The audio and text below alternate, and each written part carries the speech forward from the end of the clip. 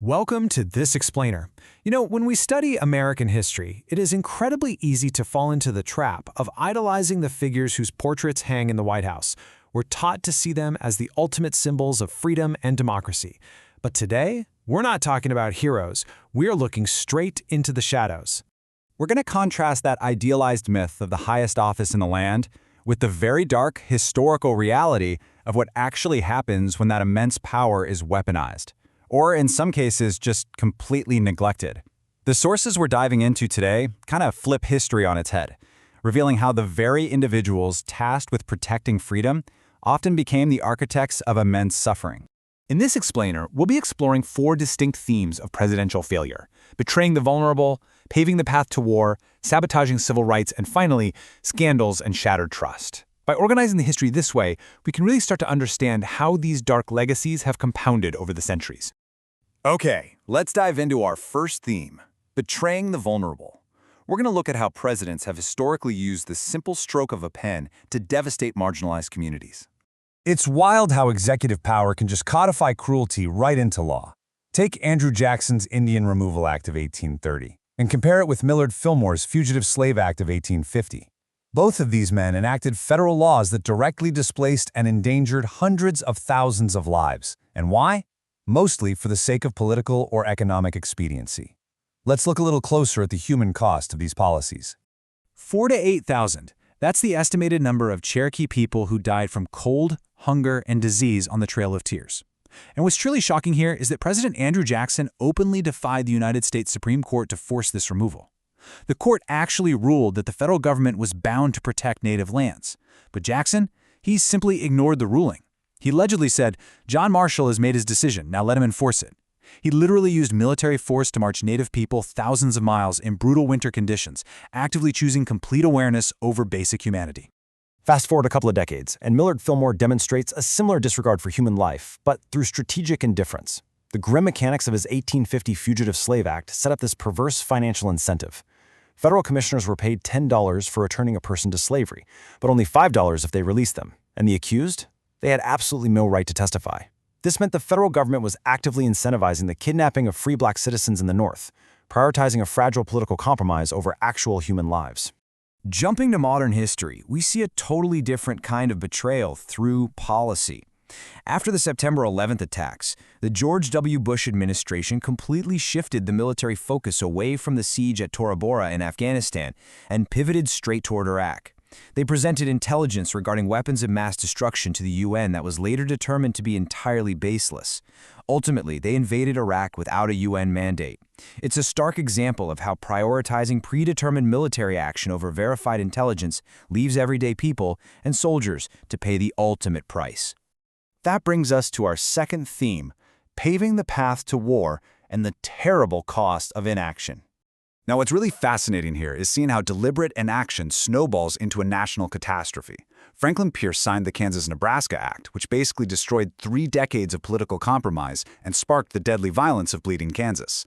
Then James Buchanan takes office, and he didn't just passively fail, he actively and secretly lobbied the Supreme Court for the infamous Dred Scott ruling, desperately hoping to appease pro-slavery factions.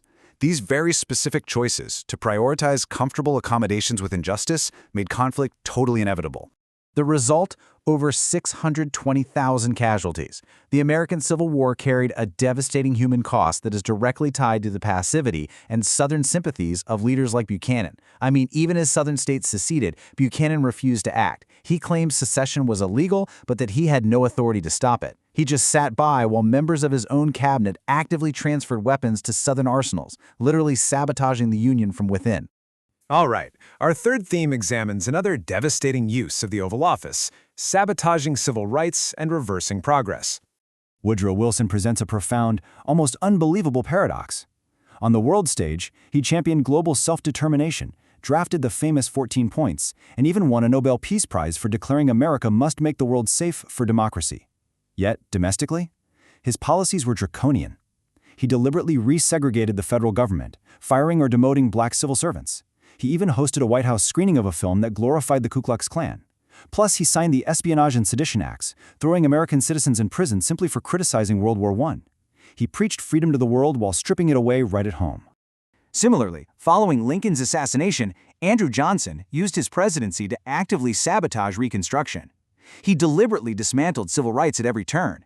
He vetoed the 1866 Civil Rights Act, issued sweeping pardons to Confederate officials, and, perhaps most devastatingly, revoked the 40 acres and a mule order, using federal troops to evict newly freed black Americans from their land. By enabling the Southern Black Codes, Johnson laid the legal and economic groundwork for a century of Jim Crow oppression, driven entirely by his own open and explicit racial prejudices. This brings us to our final theme: scandals and shattered trust. When leaders treat the highest office as a mechanism for personal gain or political vengeance, it damages the fabric of the nation. $200 million. That is the estimated amount stolen from the Veterans Bureau under President Warren G. Harding by his appointee Charles Forbes.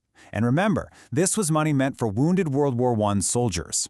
At the exact same time, Harding's so-called Ohio gang was busy selling off government oil reserves in Wyoming for briefcases of cash in what became known as the Teapot Dome scandal.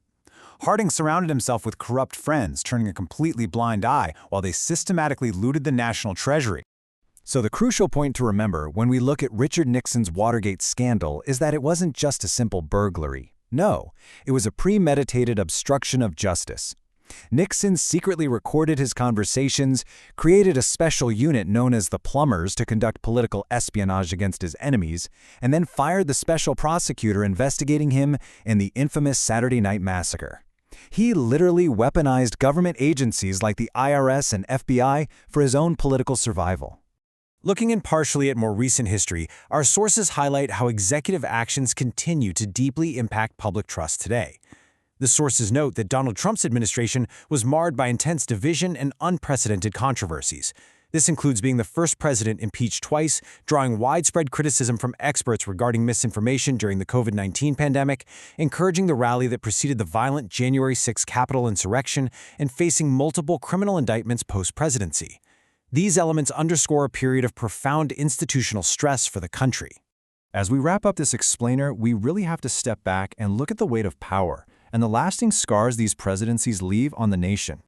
When the president does it, that means that it is not illegal. Those chilling words from Richard Nixon perfectly capture the hollow space where public trust once lived. It highlights the absolute danger of a leader who genuinely believes they stand entirely above the law, a sentiment that completely shatters the foundational ideals of a democratic republic. And that leads us to our final question today. When executive power is weaponized or catastrophically neglected, who truly pays the price for history's failures? Ultimately, the cost of failed leadership isn't paid by the men sitting comfortably in the Oval Office. It's paid by everyday people. The marginalized communities, the soldiers, the citizens, we are the ones who suffer the generations of consequences from their actions. It leaves us with a stark reminder to look past the myths, face the dark realities, and demand better from the symbols of our democracy. Thanks so much for joining me on this explainer, and keep questioning the history you think you know.